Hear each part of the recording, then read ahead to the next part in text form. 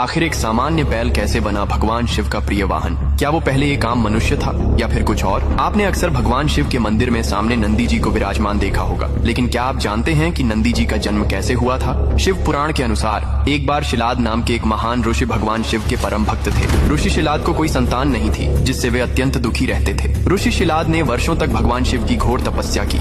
ऋषि शिलाद की भक्ति से प्रसन्न होकर भगवान शिव ने शिलाद को वरदान स्वरूप एक दिव्य पुत्र दिया, जिसका नाम रखा गया नंदी। लेकिन कहानी यहाँ खत्म नहीं होती। नंदी जी इतने तेजस्वी और बुद्धिमान थे कि वो स्वयं भगवान शिव को पाने के लिए कठोर तपस्या करने लगे। नंदी जी की तपस्या देखकर भगवान शिव ने प्रसन्न होकर उन्हें दर्शन दिए और वरदान मांगने को कहा। नंदी जी ने हाथ जोड़कर कहा, प्रभु, मैं आपका ही अंश हूँ और आपका ही आंसू हूँ।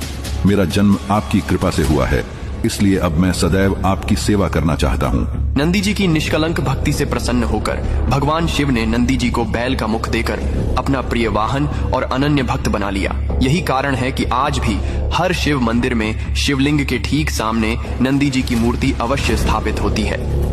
आखिर एक सामान्य बैल कैसे बना भगवान शिव का प्रिय वाहन? क्या वो पहले एक आम मनुष्य था या फिर कुछ और? आपने अक्सर भगवान शिव के मंदिर में सामने नंदी जी को विराजमान देखा होगा, लेकिन क्या आप जानते हैं कि नंदी जी का जन्म कैसे हुआ था? शिव पुराण के अनुसार एक बार शिलाद नाम के एक महान ऋषि भगवान शिव के परम भक्त थे। ऋषि शिलाद को कोई संतान नहीं थी, जिससे वे अत्यंत दुखी रहते थे। ऋषि शिलाद ने वर्षों तक भगवान शिव की घोर तपस्या की।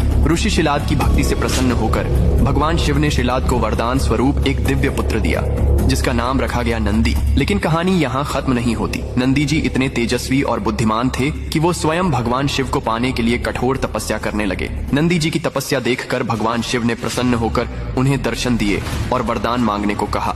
नंदी जी ने हाथ जोड़कर कहा, प्रभु, मैं आपका ही अंश हूँ और आपका ही आंसू हूँ।